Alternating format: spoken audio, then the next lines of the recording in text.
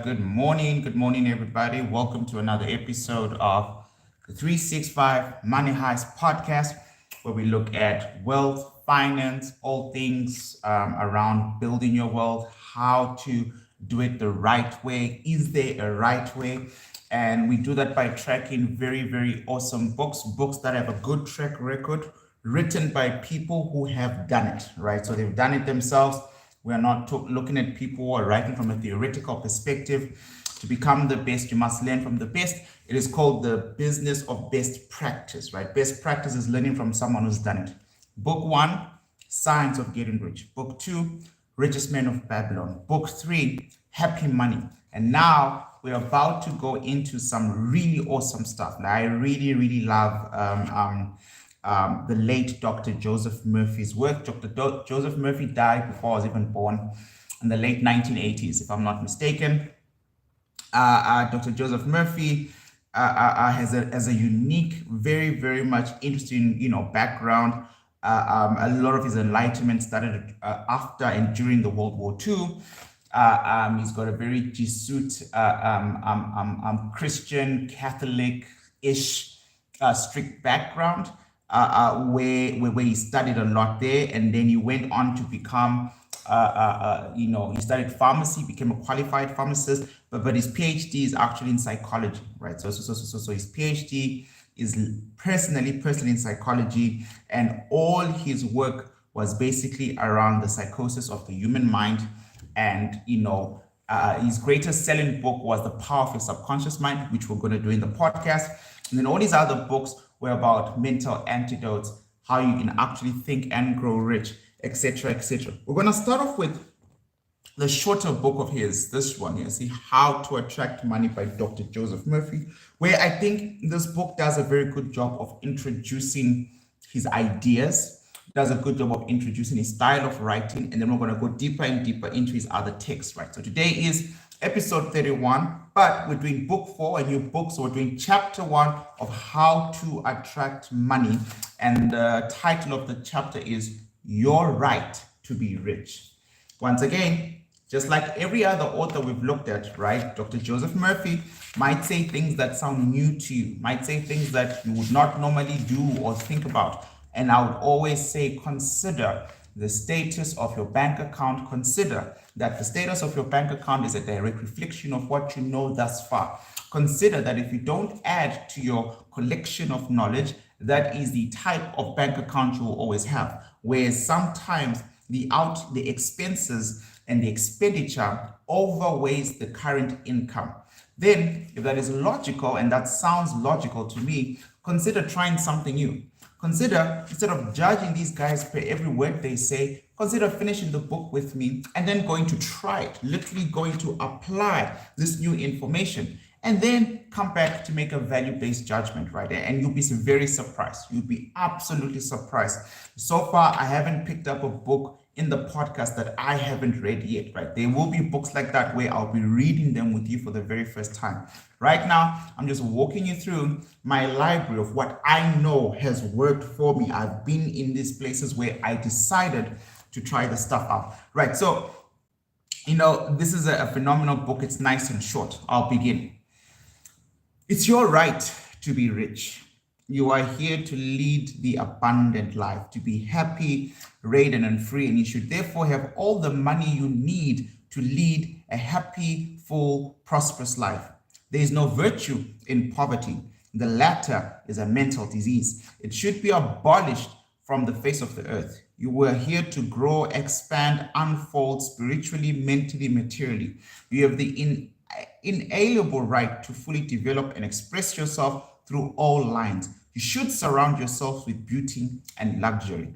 Why be satisfied with just enough to go around when you can enjoy the riches of the infinite? In this book, you will learn to make friends with money, and you will always have a surplus. Your desire to be rich is a desire for a fuller, happier, and more wonderful life. It is a cosmetic urge. It is good, very good. Begin to see money in its true significance as a symbol of exchange. It means to you freedom from want. It means beauty, luxury, abundance as a refinement, As you read this chapter, you're probably saying, I want more money. I am worthy of a higher salary than I am receiving. I believe that most people are inadequately compensated. One of the reasons many people don't have more money is that they are silently or openly condemning it. They refer to money as a filthy lucre, or believe that love of money is the root of all evil, etc. Another reason they do not prosper is that they have a sneaky subconscious feeling there is some virtue in poverty. The subconscious pattern may be due to early childhood training, superstition, or it could be based on false interpretation of the scriptures. There is no virtue in poverty. It is a disease like any other mental disease.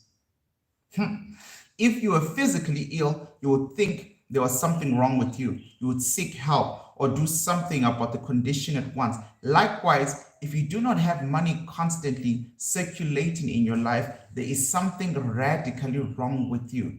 Money is only a symbol. It has taken many forms as a medium of exchange down the centuries, such as salt, beads, or various trinkets in early times. Man's wealth was determined by the number of sheep or oxen he had. It is much more convenient to write a check than to carry some sheep around with you to pay your bills. God does not want you to live in a hovel or go hungry. God wants you to be happy, prosperous, and successful. God is always successful in all his undertakings, whether he makes a star or a cosmos. You may wish to take a trip around the world, study art in foreign countries, go to college, or send your children to a superior school. You certainly wish to bring up your children in lovely surroundings so that they learn to appreciate beauty, order, symmetry, and proportion. You were born to succeed, to win, to conquer all difficulties, and to have all your faculties fully developed. If there is a financial lack in your life, do something about it. Get away from all the superstitious beliefs about money. Do not ever regard money as evil or filthy. If you do, you cause it to take wings to fly away from you. Remember that you lose what you condemn. You lose what you condemn. Suppose, for example, you found gold, silver, lead, copper, or iron in the ground. Would you pronounce these things evil? God pronounced all things good. The evil comes from man's darkened understanding, from his unenlightened mind, right? From his false interpretation of life and his misuse of divine power. Uranium, lead, or some other metal could have been used as a medium of exchange. We use paper bills, checks, etc. Surely the price of paper is not evil. Neither is a check, paper bills, checks, etc. Surely the price of paper is not evil. Neither is the check.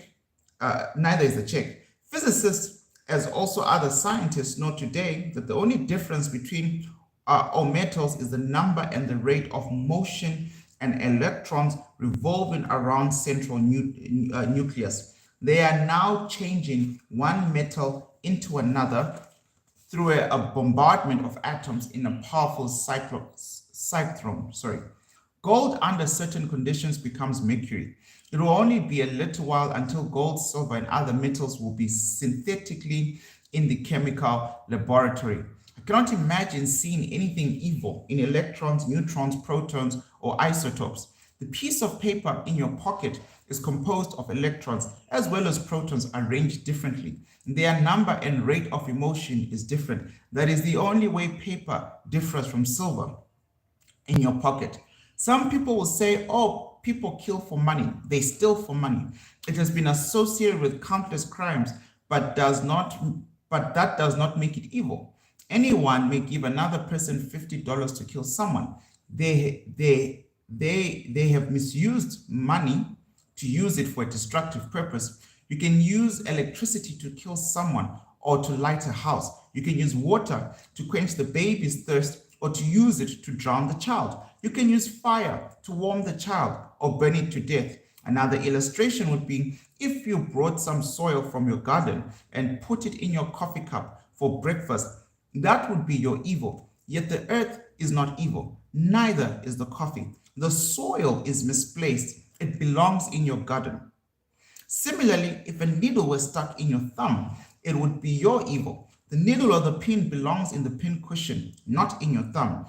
It is useful and good as an instrument and a tool to sow. We know the forces or elements of nature are not evil. It depends on your use of them, whether they bless us or hurt us. A man said to me one time, I am broke, I do not like money, it is the root of all evil. Love of money to the exclusion of everything else will cause you to become lopsided and indeed unbalanced. It's nice about he's talking about this because we just finished Happy Money. We just finished Happy Money. So this is so nice. It's feeding into exactly what Ken was trying to illustrate here. Right. So you are here to use your power or authority wisely. Some men crave power, others crave money. If you set your heart on money and that is all I want, I'm going to give all my attention to amassing money, nothing else matters. You can get money and attain a fortune, but you have forgotten that you were here to lead a balanced life. Man does not live by bread alone. For example, if you belong to some cult or religious group and become a fanatical about it, excluding yourself from your friends, society, and social activities, you'll become unbalanced, inhibited, frustrated as well. Nature insist on a balance. If all your time is devoted to external things and possessions, you will find yourself hungry for peace of mind, harmony, love, or perfect health. You will find that you cannot buy anything that is real. You can amass fortune or have millions of dollars. That is not evil or bad. Love of money to the exclusion of everything else results in frustration, disappointment, but also disillusionment. In that sense, it is the root of your evil. By making money your sole aim, you simply made a wrong choice. You thought that was all you wanted, but found out all your efforts that it was not only money you needed. What you really desired was true peace of mind with abundance. You have the million or millions if you wanted them, yet you still have peace of mind, harmony, perfect health, and divine expression.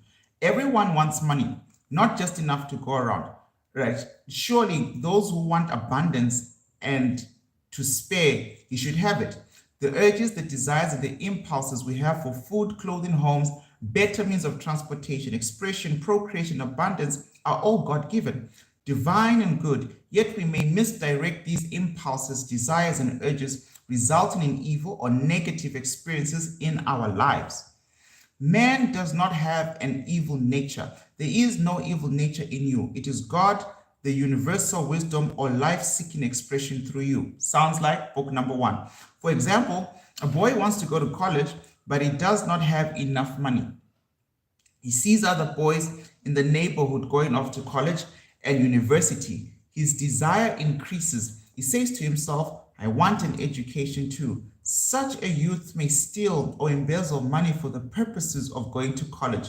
The desire to go to college was basically and fundamentally good. He misdirected that desire or urge by violating the laws of society, the cosmetic law of harmony or the golden rule. Then he finds himself in trouble. However, if this boy knew the laws of mind and his unqualified capacity through the use of spiritual power to go to college, he would be free and not in jail. Who put him in jail? He placed himself there. The policeman who locked him up in prison was an instrument of the man-made laws which he violated. He first imprisoned himself in his mind by stealing and hurting others.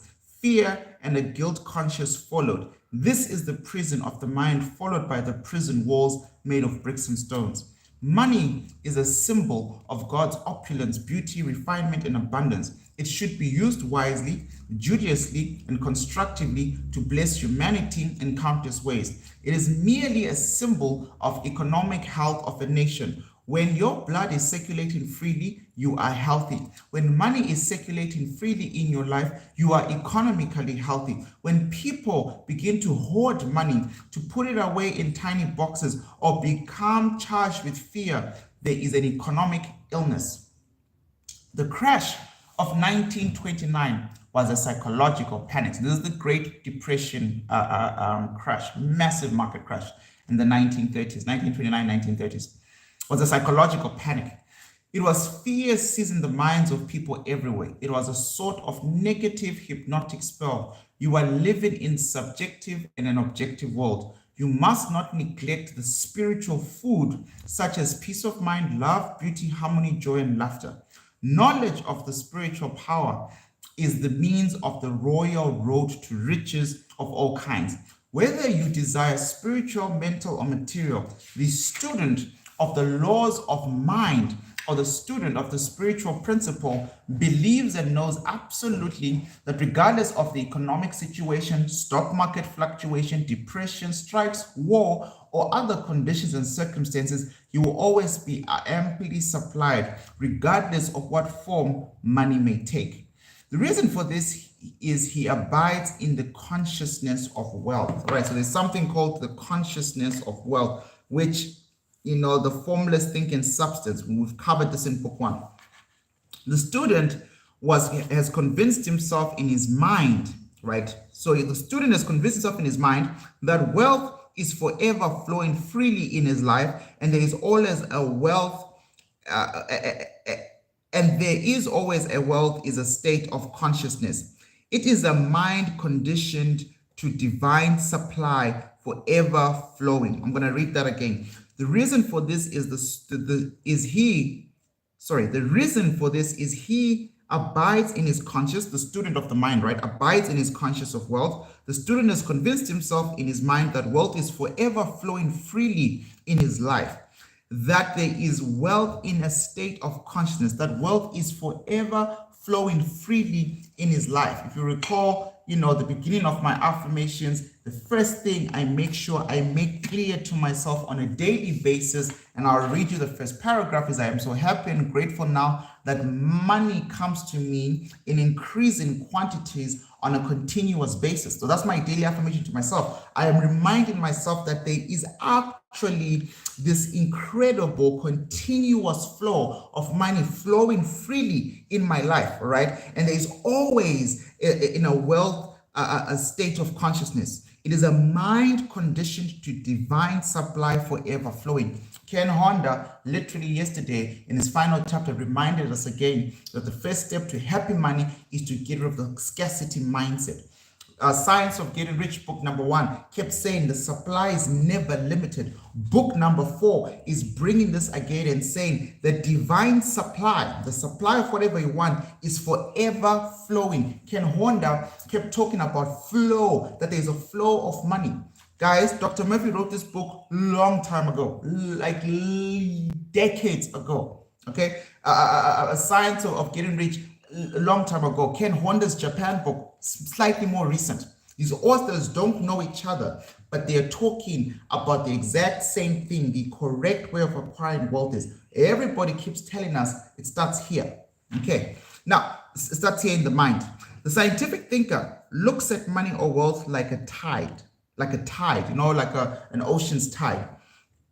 It goes out, but it comes back. Flow in, flow out. Right? The tides never fail. Neither will man supply when he trusts a tireless, changeless, immortal, omnipresent that flows ceaselessly. The scientific thinker looks at money and wealth like a tide. It goes out, but it always comes back. The tide never fails. Neither will man supply when he trusts a tireless, changeless, immortal, omnipresent that flows carelessly. The man who knows the workings of the subconscious mind is never therefore worried about the economic situation, stock market panics, devaluation supply. Such a man is always supplied and washed over by an overshadowing presence. Behold, the birds of the air, for they sow not, neither do they reap, nor gather in the barns, yet the heavenly Father feeds them. Are you not much more better than they? Divine surplus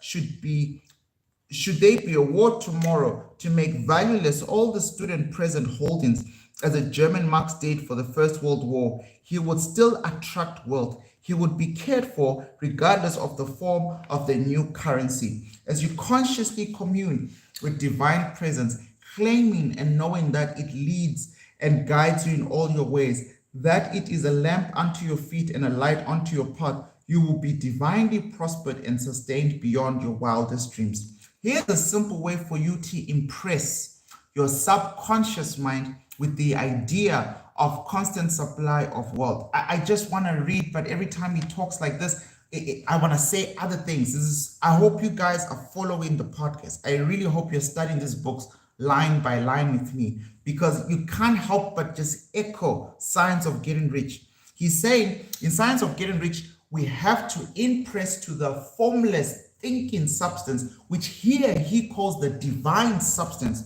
And he's saying, that's fine, go impress what you want there. But he's saying, also take the time to impress in your own mind. So I'll read that again. Right. Here's a simple way for you to impress your subconscious mind with the idea of constant supply of wealth. Quiet the wheels of your mind. Meditate. We'll get into meditation. For traders, I'm doing a big video for you guys on my entire meditation routine, why I'm up by 4:30, how that gets me by the day. But meditate. If you're not a trader, you won't see that video. Simply, it will be on the channel anyway, so you will see it on our 365 Trading Academy channel. Check that out at some point. I practice something simple called mindfulness. Remember, all these guys keep saying you have to keep this thought very constant in your mind, but you also need to quiet down fears, doubt, disarming, self-subconscious, sabotaging beliefs, all that kind of stuff. So he's saying, quiet the wheels of your mind, relax, let go, immobilize the attention. Get into a sleepy, drowsy, meditative state of the mind. This reduces effort to the minimum. Then, in a quiet, relaxed, passive way, reflect on the following simple truths. Man, guys, this is important, right? So basically, he's teaching you the art of scientific visualization. There's a guy called, everyone knows Einstein, right? But a lot of people know Einstein is a very smart mathematician. But if you follow the work of Einstein, Einstein's work is actually predominantly dominant in all the brain experiments he used to do. And what Einstein used to do is you would practice what people would roughly loosely call visualization right now. And to make sure that there was a difference between him in visualization mode and not just being asleep, he would do it with a ball in his hand. So, if you fall asleep with a ball in your hand, your muscles will start to relax and the ball will fall. So he would know that, there I fell asleep, so I was dreaming. And if the ball was still in his hand, that's different. That I'm completely visualized. Visualization is how you start to shape whatever future you want first in the mind. You have to impress. When they say impress upon your subconscious mind, you have to create the entire reality inside here first. Now, there are very few people who break down visualization properly. I mean, we'll do Dr. Asif's book. Dr. Asif is currently a real estate billionaire, and he makes his team literally do these visualization steps. So there's a very good book I have around meditation, visualization, unlocking the subconscious mind. But Dr. Murphy is just one of the best out there. So once again, I know I'm interrupting and I'll stop. I just want you to go through these steps. Get into a sleepy, drowsy, meditative state, right? So sleepy, drowsy, close your eyes, calm your mind, quiet down, get into relaxation. You can even do this just before you go to sleep. So you're already in bed, right? This reduces the effort to the minimum. Then, in a quiet, relaxed, passive way, reflect on the following simple truths. Just reflect, keep them there. Number one, ask yourself, where do ideas come from? Where do ideas come from? Where does wealth come from? Where did you come from? Where did your brain and your mind come from? You will all be led to one source. So he's trying to say the problem with a lot of people is the fact that they have conflicting beliefs of what is and what isn't. But if you get yourself to understand just the basics, where does everything come from? Where do you come from? You have one source. Then it becomes that source's responsibility, even though I'm getting ahead of myself, to sort you out. You will find yourself on a spiritual working basis now. It will no longer insult your intelligence to realize that wealth is a state of mind. Take this little phrase and repeat it slowly for 4 to 5 minutes, 3 or 4 times a day, quietly to yourself. particularly before you go to sleep. Like I just said this, right? Money is forever circulating freely in my life, and there is always a divine surplus. As you do this regularly and systematically, the idea of wealth will be conveyed in your deep mind, and you will develop a wealth consciousness. It's that simple. There's not a single book I'm going to read to you where it's going to say this is how you create a dynamite and this is the banks you should go bomb to make money. All the books keep telling you work on your mindset. So he's saying meditate. If you don't have a long one pager, because this is my full affirmation, he's simply saying 3 or 4 times a day, take 5 or 6 minutes out to just remind yourself money is forever circulating freely in my life, and there is always a divine surplus. As you do this regularly and systematically, the idea of wealth will be conveyed in your deeper mind, and you will develop a wealth consciousness. Now, in building the consciousness of wealth, begin to feel the truth of what you affirm. You know what you're doing and why you're doing it. You know how your deeper self is responsive to what you consciously accept as true. In the beginning, people who are in financial difficulties do not get results with such affirmations as I am wealthy, I am prosperous, I am successful. Such statements may cause their conditions to get worse. Interesting, right? So he's saying, look, man, if you're already in a terrible financial situation, just walking around saying I'm wealthy, I'm prosperous, I'm successful, such statements may cause your condition to get worse. The reason is the subconscious mind will not accept the dominant of two ideas or the dominant mood of feeling when they say I am prosperous. Their feeling is lack is greater. So if you're broke right now, listening to this, walking around with an affirmation that says I am super rich, blah, blah, blah, blah, blah, you say the subconscious mind doesn't believe you. Your subconscious mind, the part of your brain that actually governs your everyday habits, that is always awake, that takes in more information and digests it when you are asleep. That part of your brain doesn't buy your affirmation. You're fighting yourself because the feeling of lack is greater, all right? And something is greater. And something within them says, no, you are not prosperous. You're broke. You owe people money. You're in debt. Go pay your rent. The feeling of lack is dominant. So each affirmation calls forth the mood of lack, and more lack becomes there. So every time you're affirming, I am wealthy, I am rich, I am prosperous, but you're dead broke. But the problem is that it's not that you're just dead broke. The problem is the subconscious mind has not been convinced otherwise. Every time you say I'm prosperous, because your subconscious mind knows, nah, bro, you're broke, that actually reaffirms lack, right? So there is a correct way to do this, is what he's saying. This is important. This is one of the first books we've done in the podcast where it's no longer so abstract. I mean, Richest Man of Babylon is practical money IQ. Invest, pay off your debts, live off below, keep growing year after year. He is saying, sharp, but in the mindset, there is a proper way to affirm yourself, right? And be careful that every time you just shout affirmations, but your subconscious mind doesn't believe you, the feeling of lack being dominant, each affirmation calls forth the mood of lack because you get confronted with your reality. Now, the way to overcome this for beginners is to affirm what the conscious and the subconscious mind will agree on. Oh, okay. So and then there will be no contradiction. Our subconscious mind accepts our beliefs and feelings, convictions, and what we consciously accept as true.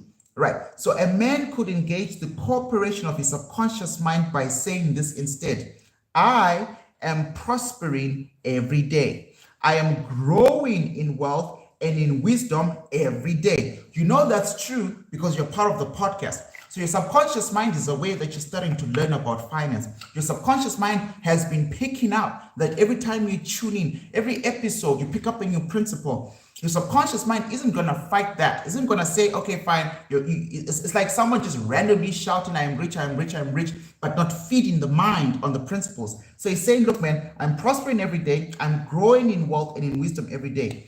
Every day, my wealth is multiplying.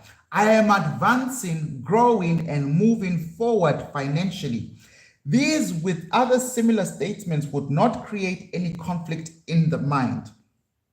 Dr. Joseph Murphy, unlike Leroy is doing his PhD in economic industrial sociology. Dr. Joseph Murphy's PhD is in psychology.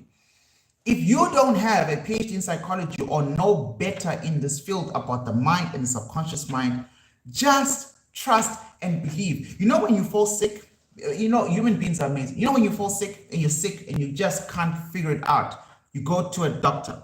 And a doctor will look at you, touch you here, touch you there, listen to something. And all of a sudden, the doctor will tell you, listen, this is what you have. You have this type of infection. You're going to take this medication. You can't even read the doctor's handwrite, on the script, right? His handwriting is just a complete mess. You take that to a pharmacist. The pharmacist says, the doctor said you must take this medicine, and it's a big word. You don't know what the infection was caused by. You don't know what the medicine is. You don't even know what is inside the medicine. But because socialization has programmed you that those people are doctors, they went to school for 7 years, pharmacists went to school for 5 years in university, therefore they know what they're doing. Do you know what you do? Whether the pill works or not, there's something called placebo effect. We've done multiple experiments as human beings on placebo effect. You take 10 people with migraine headaches, you give 5 people real painkillers and 5 people things that look like pills that are tasteless, but it's just a baseless substance, not a real pill.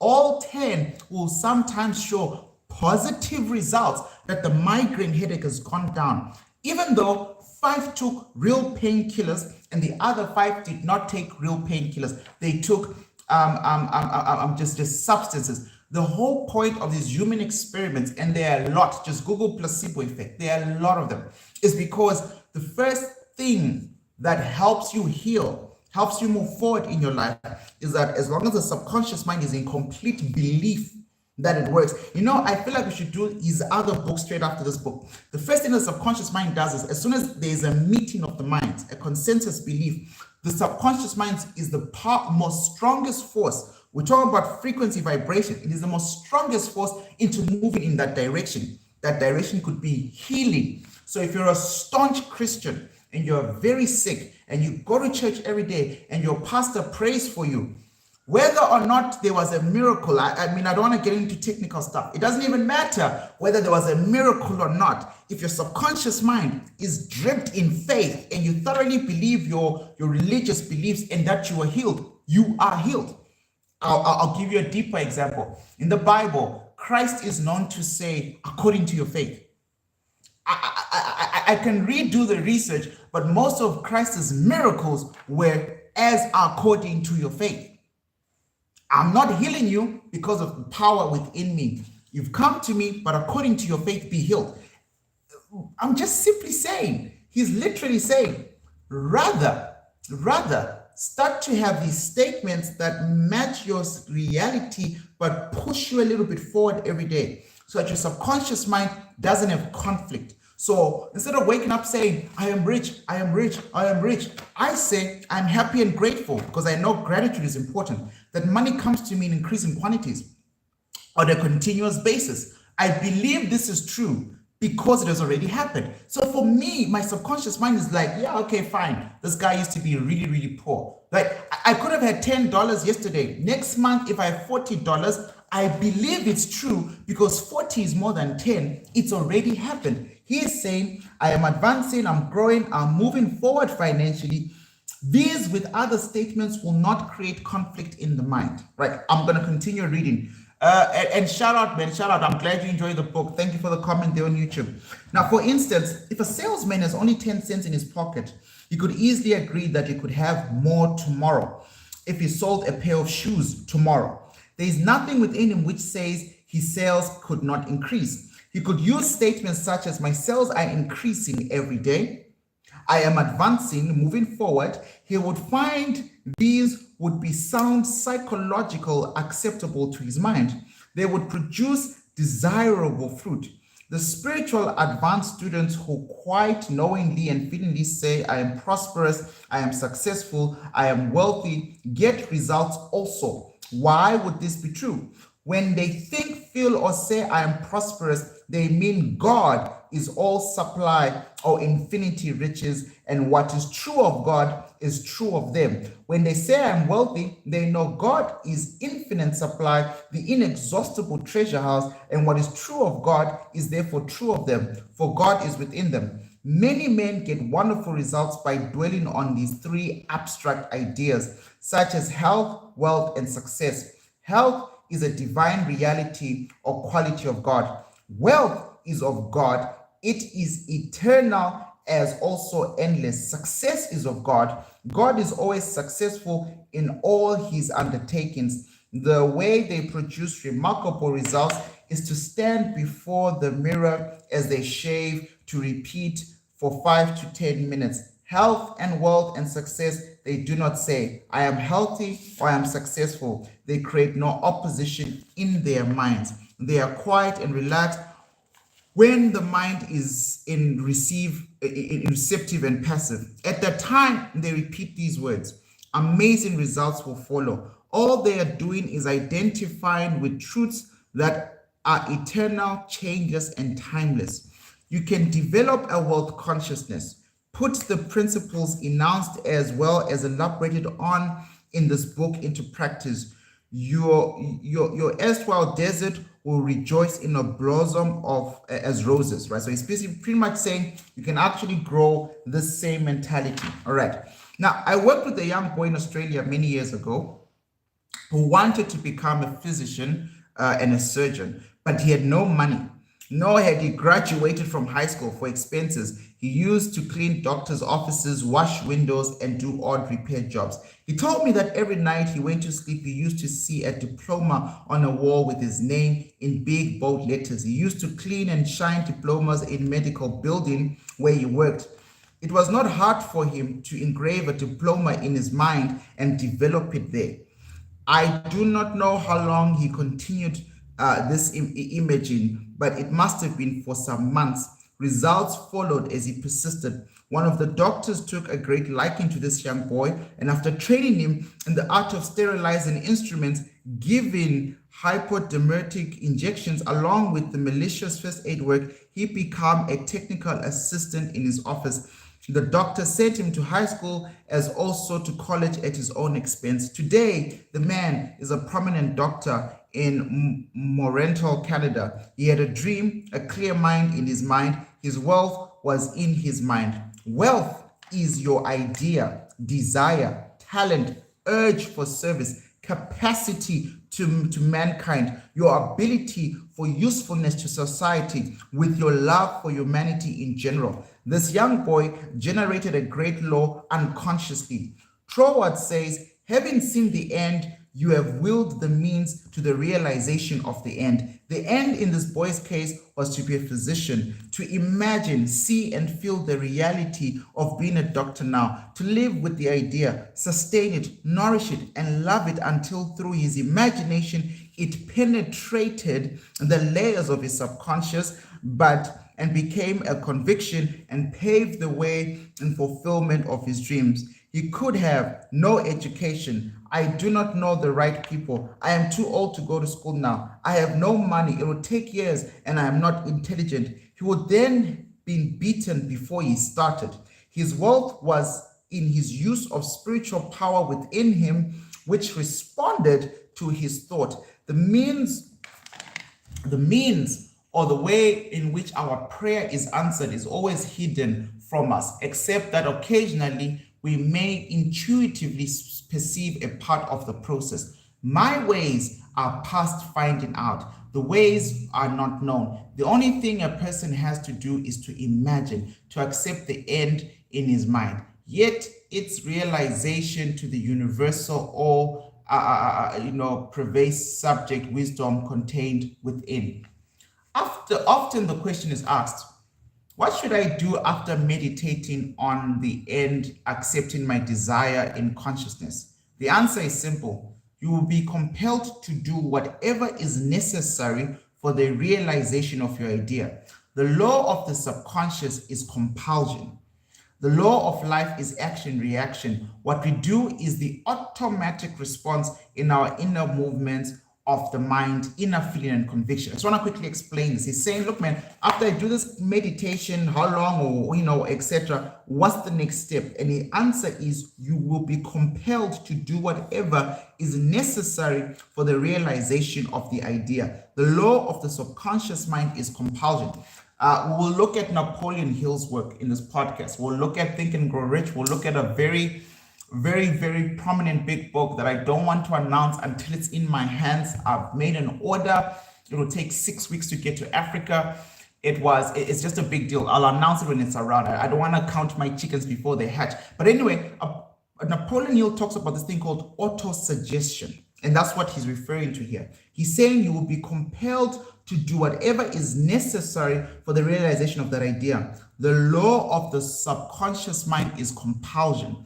Compulsion is another word for compulsory. So our subconscious mind controls all our habits, our actual habits, your procrastination, whether you're hardworking, your business, like your everyday habits, the things that you like and don't like about yourself, but seemingly can't seem to change. And that's the subconscious mind. And when you finish the process, right, first there's a long process of reprogramming, automating, affirming those things that we spoke about in the previous page. At some point in time, when your subconscious mind is now with you and there's no conflict with the mind, it will compel you for the next step, right? So if you really focus on the science of getting rich, he says where you are will begin to grow, right? Those ideas will start to come out and you must be compelled to chase after them. Now, the law of life is action and reaction. What we do is the automatic response of our inner movements of the mind, inner feeling and conviction. A few months ago, I went to sleep. I imagined I was reading one of the most popular books, Magic of Faith in French. I began to realize that imagine this book going into all French-speaking nations. For several weeks, I did this every night, falling asleep with the imaginary French edition of Magic of Faith in my hands. Just before Christmas of 1994, a few months ago, he went to sleep reading his own book. And then he imagined, as he was reading his own book, is one of his most popular books called Magic of Faith in French, that he's basically imagined that this book would be popular across all French nations. All right. So now, just before Christmas in 1994, I received a letter from a leading publisher in Paris, France, enclosing a contract drawn up with a request just for my signature, giving him the permission to publish and promote abroad the French edition of Magic of Faith.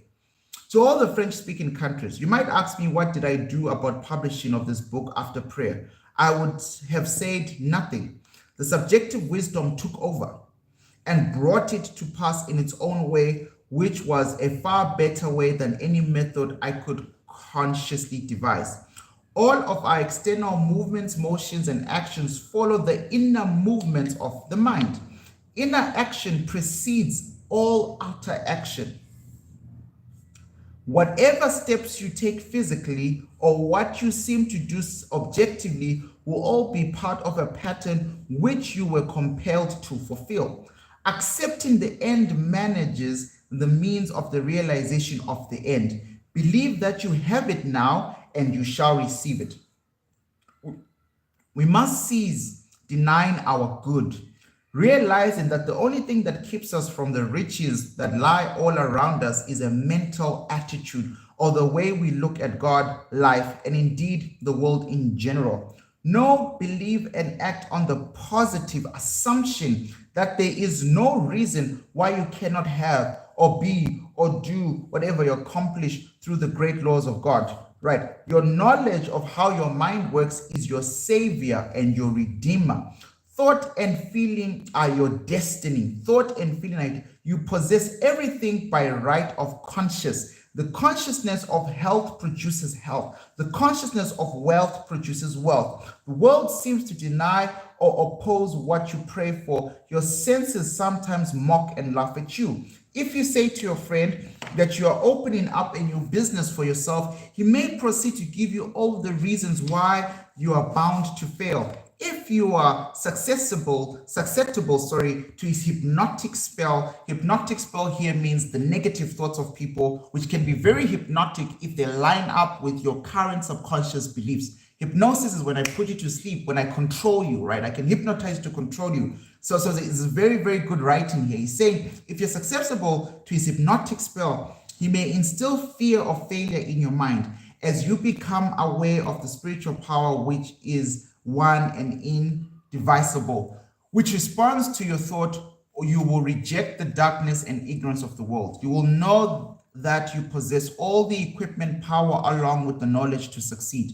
To walk on the road, the royal road to riches, you must not place obstacles on the pathway of others. Neither must you be jealous or envious of others. Kill the competitive mind.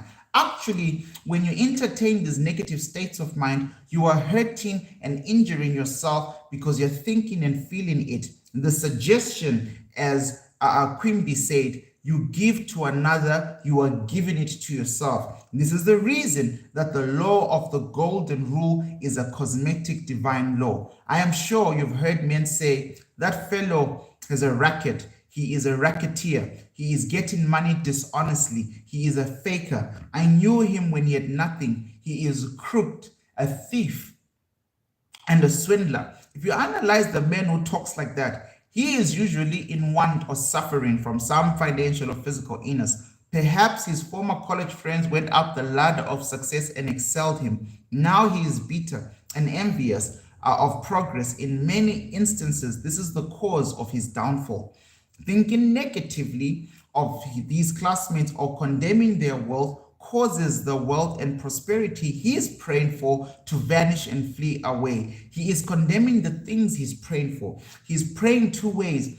On one hand, he's saying, God, make me prosper. In the next breath, silently or audibly, he's saying, I resent fellows' wealth. Always make it a special point to bless the other person. Rejoice in his prosperity, success. When you do, you bless as well as prosper yourself. I mean, I think 3 years ago, I decided to stop. I don't think, no, man. 3 years ago, basically, I decided to greet people by saying blessings. And every time there's an opportunity, if it almost fits, I'll bless people. And it's because of Murphy's work. The first time I came across Murphy's work, because I wasn't sure. You can't track everything your subconscious mind does, because the subconscious mind is an aggregate of all your entire life's atomic habits, the good and the bad, your thoughts and feelings about a lot of things. And so to quickly shut down this part of my life, all I did was just bless people. Leroy, someone else has got a trading course, blessings. I had about 7 people in my past who stole my trading course and tried to resell it, the blessings. All we did was take the copyright stuff, which was legally my right. But after that, I didn't even pursue anything because I don't care much, to deal with people like that anymore, because fundamentally it affects me, right? It affects my path, right? And so rejoice, be prosperous. When you do, you bless as well as bless yourself. Now, if you do go into a bank and you see a competitor across the street deposit 20 times more than you do, or you see him deposit $10,000, rejoice and be exceedingly glad to see God's abundance being manifested through one of his sons. You are then blessing and exalting what you are praying for. What you bless, you multiply. What you condemn, you lose. If you're working in a large organization where you are silently thinking and resenting in the fact that you're underpaid, that you are underappreciated, or that you deserve more money and greater recognition, that you're subconsciously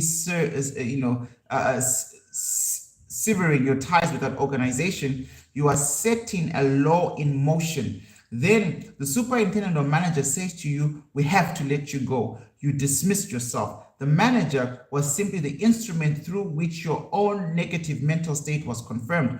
In other words, he was the messenger telling you what you convinced yourself as true about yourself. It is an example of the law of action and reaction. The action was the internal movement of your mind. The reaction was the response of the outer world to confirm to your inner thinking. Basically, is pretty much what a lot of people poorly teach as the law of attraction, right? You're simply saying, look, any negative state that you have, guys, by the way, any negative emotion, any negative state, whether you believe this or not, must have an outward reaction. So you can be frustrated for 7, 6, 8, 9, 10 weeks and then find yourself in a car accident. Now, I don't want to get into debates about you saying I caused the car accident because I was negative and I was feeling frustrated. It's not what I want to do on this channel, on the podcast. We can discuss these things later on. But what he's saying is, at the end of the day, your internal feelings have to have an equal reaction, a physical outcome to them. So constantly, if you remember Ken Honda's choice of words, if you believe there is no past and there's no future, you are in Zen. There's only now. And if there's always only now, every moment is a now, as present and as mindful as you possibly can be, you completely avoid the creation of obstacles in your path in the future, right? And he's similarly talking about a path. In fact, he called it the royal road to riches. And he's brought up the law of action. I keep telling you guys, maybe we should study these universal laws because there's a lot of them and they're all very interconnected. The law of action and reaction is a basic physics, scientific point, with the pendulum, right? I'm running out of time, but let us continue. Now, perhaps as you read this, you're thinking of someone who has prospered financially or taken advantage of others by defrauding them, by selling them unsound investments in property, etc. The answer to this is obvious, because if we rob, cheat, or defraud another, we do the same to ourselves. In reality, in this case, we are actually hurting or robbing ourselves. We're in a mood of lack in the first place, which is bound to attract loss to us. The loss may come in many ways. It may come in the loss of health, prestige, peace of mind, social status, sickness, in the home or in the business. It may necessarily come in the loss of money. We must not be short-sighted and think that the loss has to come in just dollars and cents.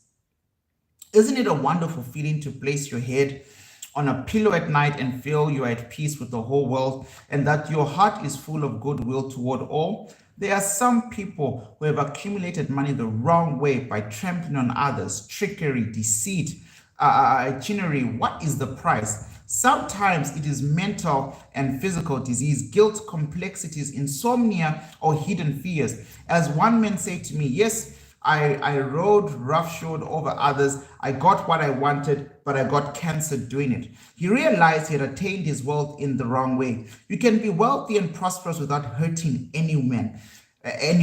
Many men are constantly robbing themselves. They steal from others peace of mind, health, joy, inspiration, happiness, and laughter of God. They may say that they have never stolen, but is it true? Every time we resent another or are jealous or envious of another's wealth or success, we are stealing from ourselves. These are the thieves and robbers which Jesus cast out at the temple. Likewise, you must cast them out insidiously and decisively. Do not let them live in your mind. Cut off their heads with the fire of right thought and feeling. I remember the early days of the war, reading about a woman in Brooklyn, New York, who went around from store to store buying all the coffee she could. She knew it was going to be rationed. She was full of fear that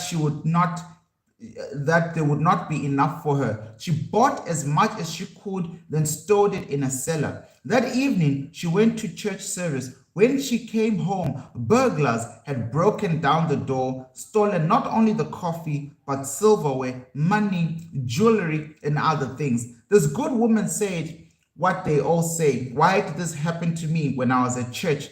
I never stole from anyone. Is that true? Was she not the consciousness of fear when she began to hoard supplies of coffee? Her mood of fear was sufficient to bring about loss in her home and possessions. She did not have to put her hand on the cash register to rob a bank. Her fear of lack produced lack. This is the reason what many people who are what society calls good citizens suffer loss. They are good in the worldly sense, i.e., they pay their taxes, obey the law, vote regularly, also are generous to charities, but they are resentful of others' possessions, their wealth, or social position. If they would like to take money when no one was looking, such an attitude is definitely and positively a state of shortage, right? That may cause the person who indulges in such a mental state to attract charlatans or knaves who may swindle or cheat them in their business transaction. Before the outer thief robs us, we must have first robbed ourselves. There must be an inner thief before an outer one appears. A man can have guilt complex or accuse himself constantly. I knew such a man. He was very honest as a teller in the bank. He never stole any money, but he made an illicit romance. He was supporting another woman and denying his family. He lived in fear that he would be discovered. A deep sense of guilt resulted. Fear follows guilt. Fear causes a concentration of the muscles and the mucous membrane. Acute sinusitis developed. Medication gave him only temporary relief.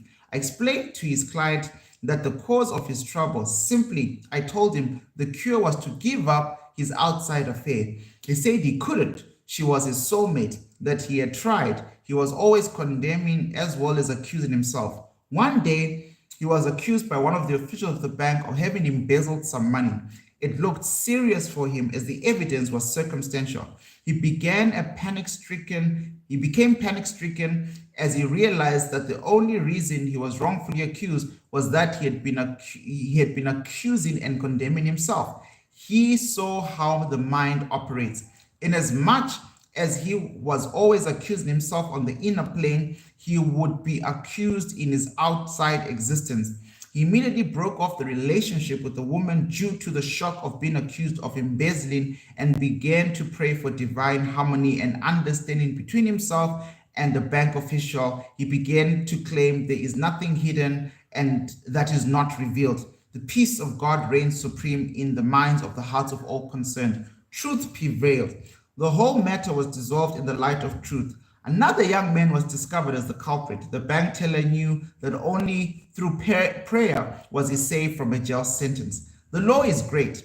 As you would that men should think about you, think you about them in the same manner. As you would that men should feel about you, feel you also about them in the same manner. Say from your heart, I wish every man who walks on the earth that I wish for myself. The sincere wish of my heart is therefore peace, love, joy, abundance, and God's blessing to all men everywhere.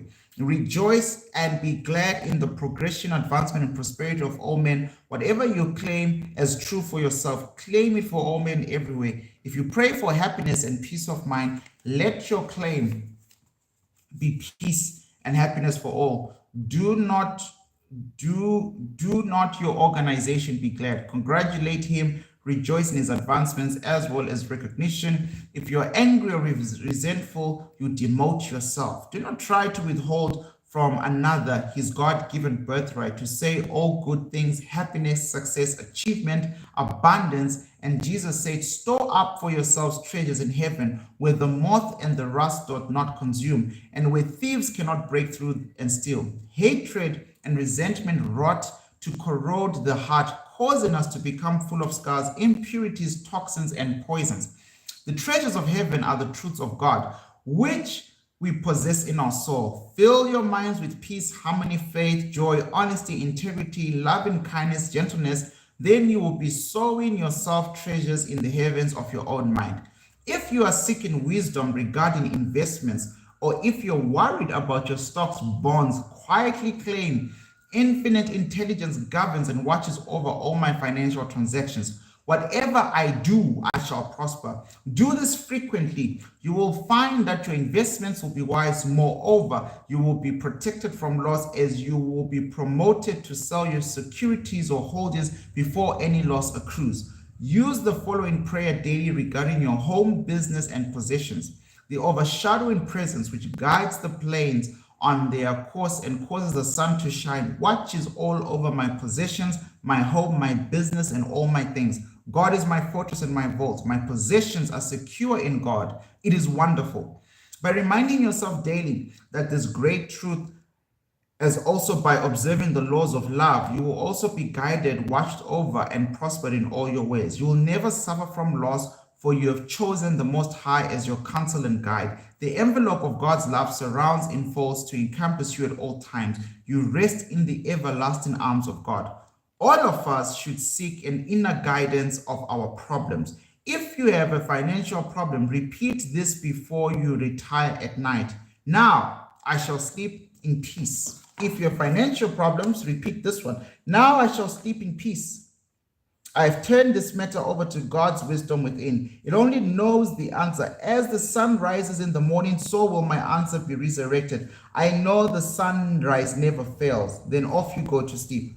Do not fret, fuss, or fume over a problem. Night brings counsel. Sleep on it. Your intellect cannot solve all your problems. Pray for light that it is to come. Remember that dawn always comes and that shadows flee away. Let your sleep every night be a contented bliss. You're not a victim of circumstances, except if you believe you are. You can rise to overcome any circumstance or condition. You will have different experiences as you stand on the rock of spiritual truth and steadfast face your deeper purposes as well as your desires. The large stores, the management employs store detectives to prevent people from stealing. Hey, Mrs. Mtuzi, good to see you. Right, from stealing. I got distracted there, but I'm very happy to see everyone. Right, sorry. In large stores, the management employs store detectives to prevent people from stealing. They catch a number every day trying to get something for nothing. All such people living in the consciousness of lack and limitation, they are stealing from themselves, attracting at the same time all manner of loss. The people lack faith in God. Without the understanding of how their minds work. If they would pray for true place, divine expression, the supply, they would find work. Then by honesty, integrity, and perseverance, they would become a credit to themselves and society at large.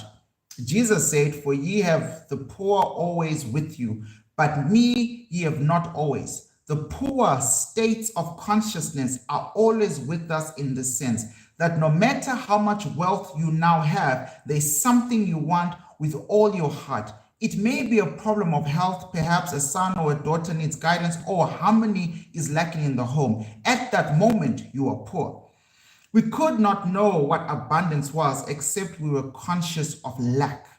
I have chosen 12 and one of you is the devil, right? So he's just got these really cool quotes. Whether it be the king of England or a boy in the slums, we are all born into limitation.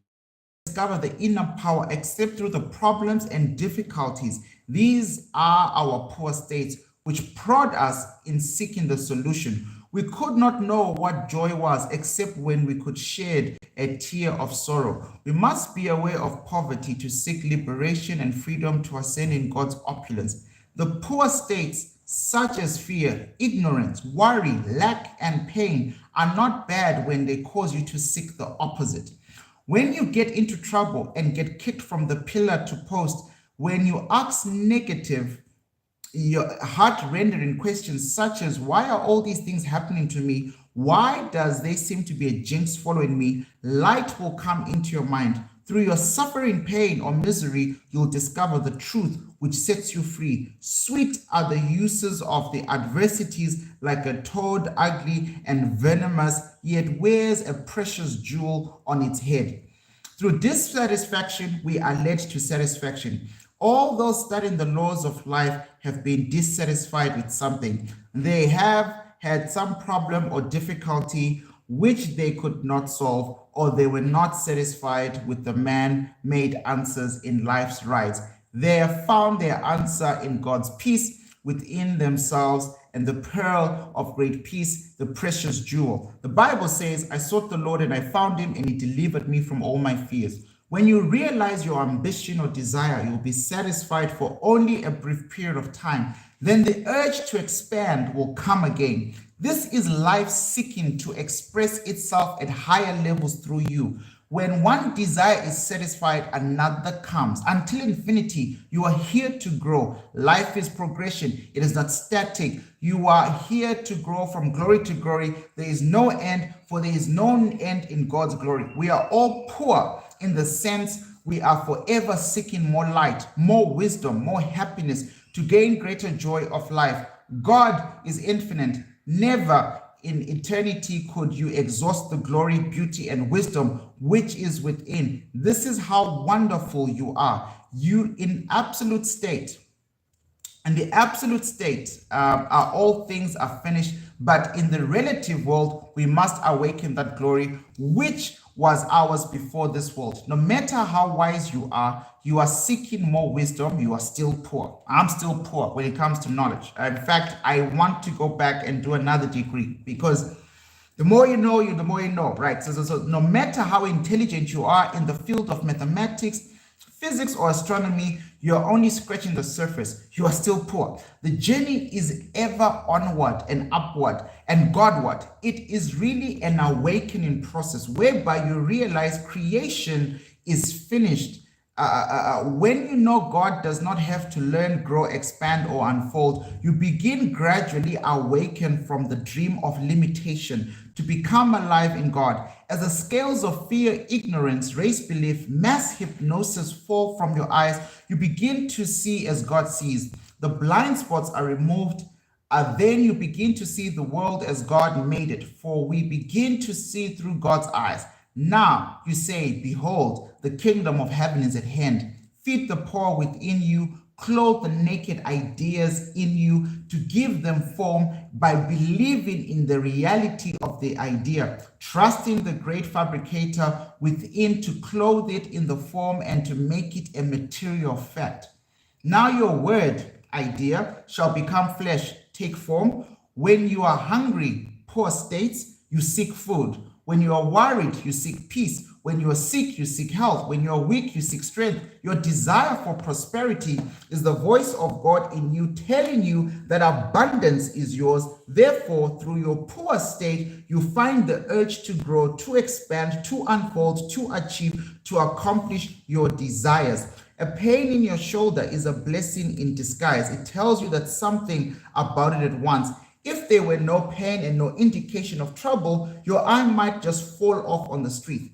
Your pain is God's alarm system telling you to seek his peace and his healing power to move from darkness to light. When cold, you build a fire. When hungry, you eat. When you are in lack, enter into a mood of opulence and plenty. Right? Imagine the end, rejoice in it. Imagine the end, rejoice in it. Having imagined the end and felt it as true, you have willed the means of realization of the end. When you are fearful and worried, feed your mind with the great truths of God, and that have stood the test of time and will last forever. You can receive comfort by meditating on the great Psalms. For example, the Lord is my shepherd, I shall not want. God is my refuge, my salvation. Whom shall I fear? God is an ever-present help in the time of trouble. My God, in him I will trust. He shall cover me with his feathers, and under his wings shall I rest. One with God is a majority. If God be for me, who can be against me? I do all things through Christ who strengthened me. Let the healing vibrations of these truths flood your mind and heart.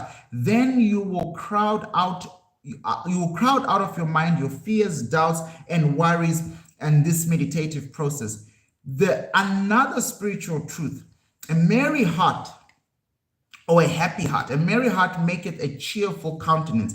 A merry heart hath a continual feast. A merry heart doeth good like medicine. A broken spirit direth the bones. Therefore I put thee in remembrance, that thou stir up the gift of God within thee. Begin now to stir up the gift of God by completely rejoicing the evidence of sense, the tyranny and the deposition of race mind, to give complete recognition of the spiritual power within you as the only cause, the only power, and the only presence. Know that it is a responsive and a beneficial power. Draw nigh unto it, and it will draw nigh unto you. Turn to it devotedly with assurance, trust, love. It will respond to you as love, peace, guidance, and prosperity. It will be your comforter, guide, counsel, and your heavenly Father.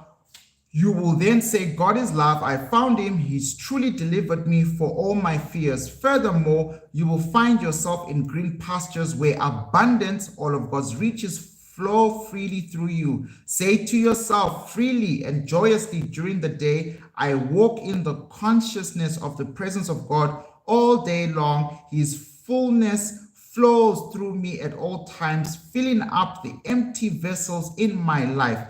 When you are filled in the brim of feeling, of being what you long to be, your prayer is answered. All the vessels full in your life. Look under health, wealth, love, and expression. Are you fully satisfied on all levels? Is there something lacking on all these four? Are you all that you seek, no matter what it is, comes under these classifications? If you say, all I want is truth or wisdom, you're expressing the desire for all men everywhere. That is what everyone wants, even though he or she may word it differently. Truth or wisdom is the overall desire for every man. This comes under the classification of expression. You wish to express more and more of God here just now. Through your emptiness, limitation, and problems, you grow in God's light to discover yourself. There is no other way you could possibly discover yourself. If you could not use your powers two ways, you could never discover yourself. Neither would you ever deduce a law governing you. If you were compelled to be good or compelled to love, that would not be love. You would then be an automation. You have freedom to love because you can give it or retain it.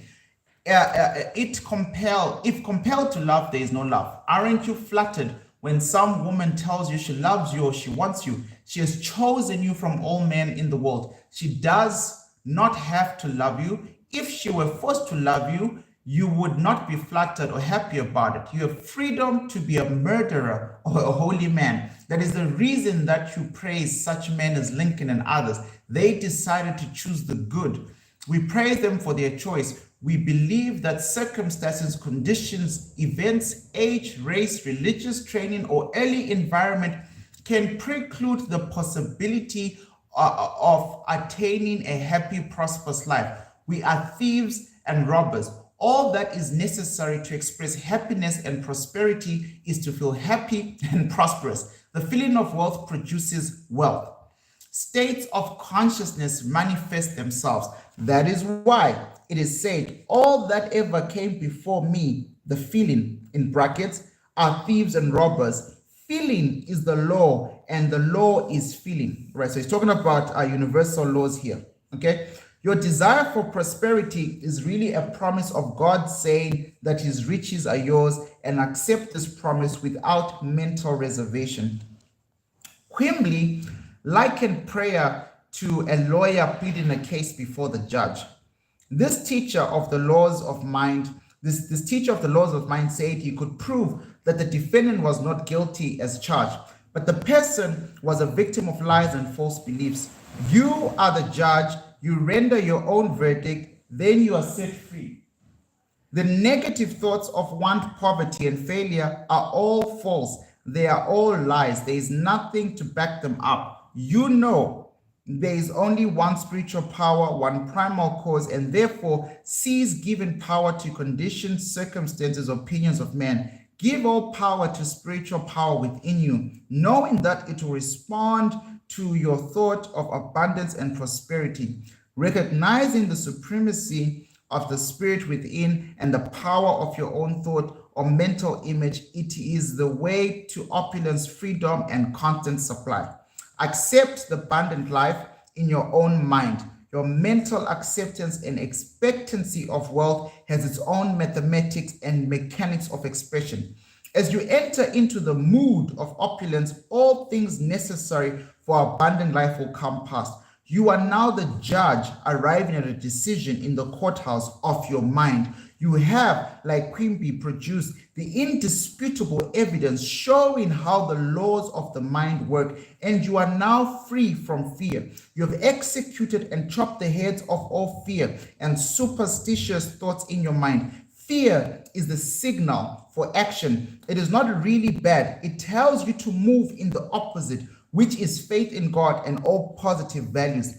Let us be our daily prayer. Let this be our daily prayer and write it in your heart. God, is the source of my supply. That supply is my supply now. His riches flow to me freely, copiously, and abundantly. I am forever conscious of my true worth. I give my talents freely, and I am wonderfully, divinely compensated. Thank you, Father. Ladies and gentlemen, that is the end of chapter 1 of How to Attract Money by Dr. Joseph Murphy. I'm sure you guys picked up naturally that this author is extremely, I want to say religious, but listen, Murphy was pretty much raised in the church. He actually studied some, it's almost like deep Catholic or Orthodox, and then he went into like some really deep spiritual divine stuff. And his studies then ventured on, like I said in the introduction. He moved away from his father's home, and then he went to study other things. Then he did science, he did pharmacy, and then he did his clinical PhD in psychology. And in all his research, and trust me, it is profound research. I still have his original manuscripts. Murphy found that there were very few things that needed to be debated in life. Number one, the human mind, the subconscious mind, is the most powerful augmentation of vibration, frequency, and energy in the mind. Number two, it doesn't matter your background, scientists, not scientists, there is a universal power. He likes to call that universal power God, like me. Some people refer to God as the universe, etc., etc. Whatever you believe, understand that there is a thinking substance that is amazing, unlimited resources. And what Murphy just did right now in chapter 1 is to teach us how to quickly link our mind, but now specifically our subconscious mind, that is the programmed behavior of our insecurities, thoughts, fears, anxiety, even good habits, subconscious mind, and align it to the thinking substance, the universal substance, or God, etc., right? And then link that, but to start to slowly cleanse our mental spaces of this idea of lack. Guys, I'll see you tomorrow for chapter 2 of this book. Tomorrow's chapter is The Road to Riches. I hope you've enjoyed this. You know, Dr. Murphy is one of my favorite all-time authors. I've got every single book of his, and we will go through them this year. They're phenomenal. Shake my hand. See you tomorrow, 365. Cheers.